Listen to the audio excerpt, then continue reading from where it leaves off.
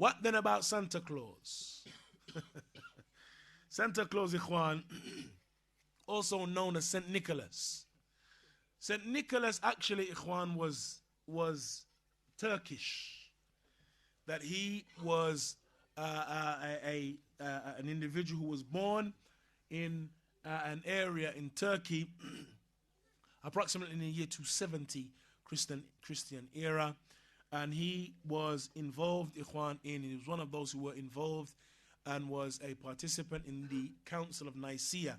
If any of you have done any looking into the Bible and how the Bible was changed and so on, you will know that in the year 325 Christian era, there was a council or a big shura meeting, if you like, in and among Christendom, where they brought individuals, all of the high priests within Christendom together. The Roman Empire, the Roman Emperor Constantine, he was sick of the fighting that had taken place after the death, or after the ascent of Isa ibn Maryam, after the ascent of Isa ibn Maryam.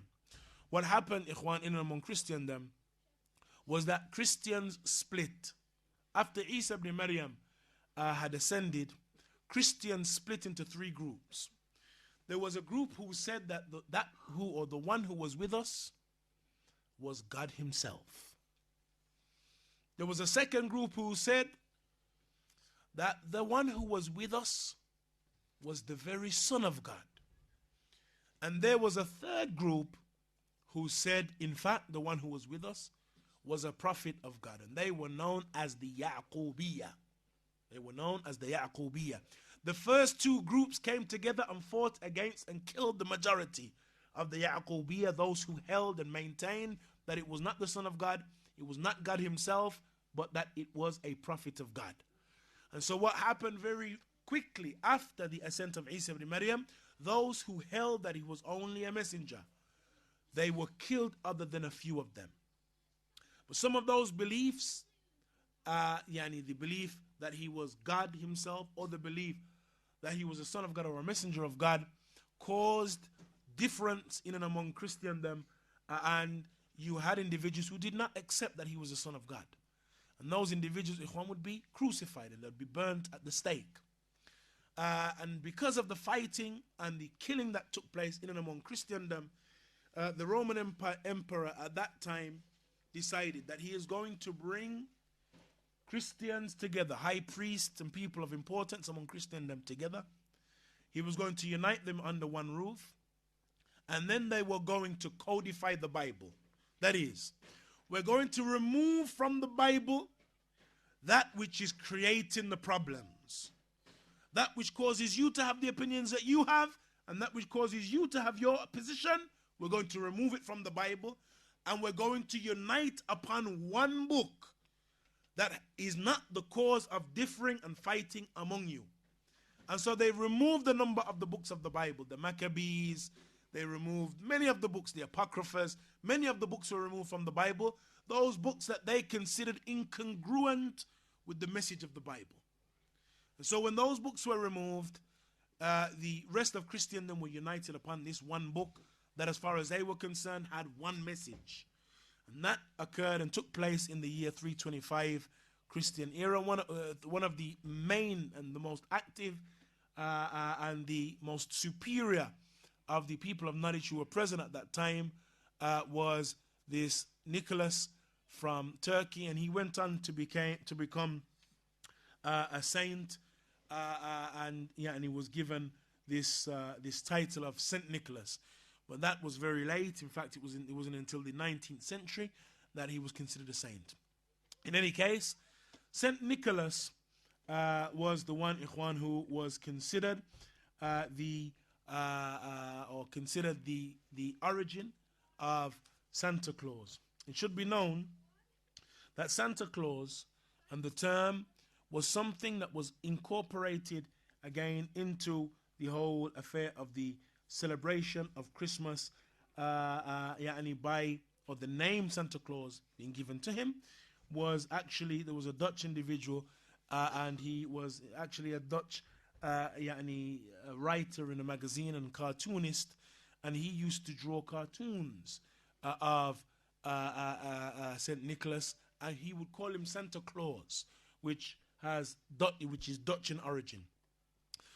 At that time, up until the 18th century, he was considered, or when he was drawn, he wasn't actually considered jolly at all.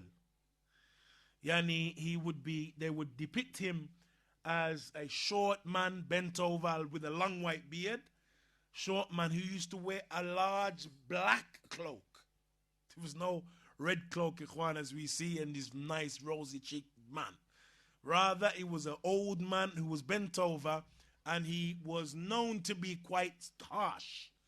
In fact, he was known to discipline children. And not only known to discipline children, but he was known to beat the living daylights out of children. He was known for that. And that is why when you hear in the famous song, you better not pout, you better not cry. I'm telling you why. Why?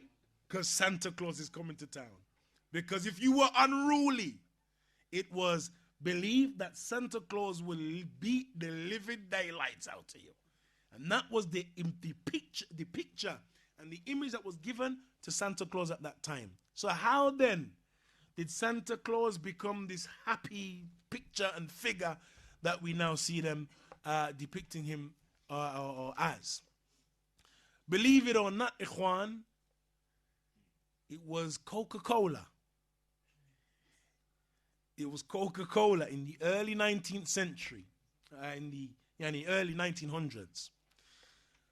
After they had, because it was by law, they had to remove, Coca-Cola originally had cocaine within it. It actually had a small trace of cocaine within it, and that's what gave it the kick. They replaced it with caffeine, it wasn't quite the same, and so their sales began to drop. And so they needed a marketing campaign that would bring them back into popularity and cause their sales to soar again. And so their marketing campaign revolved around Santa Claus and St. Nicholas. And so what they did was they did a series of cartoons depicting Santa Claus and St. Nicholas as a cheerful fellow, as a happy fellow, drinking, you guessed it, Coca-Cola.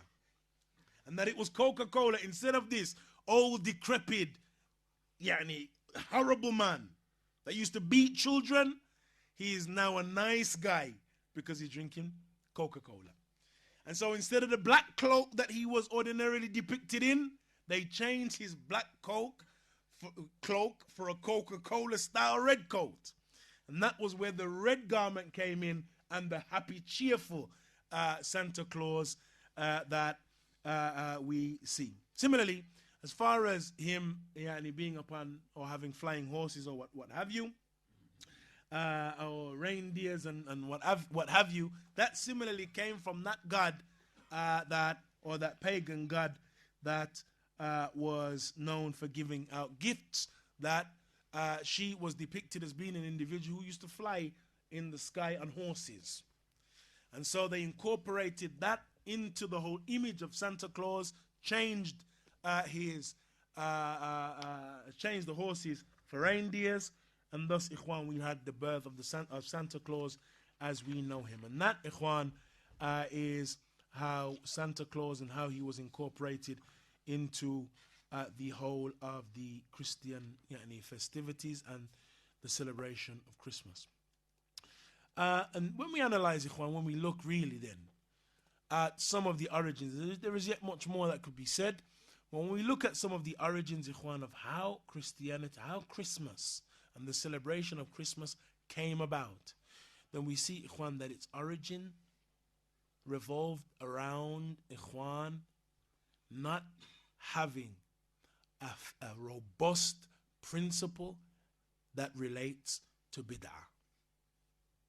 If Christians had a robust principle connected to innovations, related to innovations, that would disallow and would be a barrier against any innovative practices being incorporated into their religion, then it is possible that their religion would have remained a lot purer than it is today. But because of the fact that they considered, and this is an issue, ikhwan, that our scholars discuss to this very day, an issue of our methodology, our manhaj, that the wasa'il ad-da'wa, our scholars mention, that the wasa'il ad-da'wa at-tawqifiyya, that is, the methods and the means of giving da'wah do not return back, ikhwan, to that which we believe would be beneficial, that which we believe will bring people in. But it returns back to text. Whatever was done by the Prophet ﷺ and by the companions, then, ayyuhal ikhwa, that is what is considered da'wah, a means of da'wah.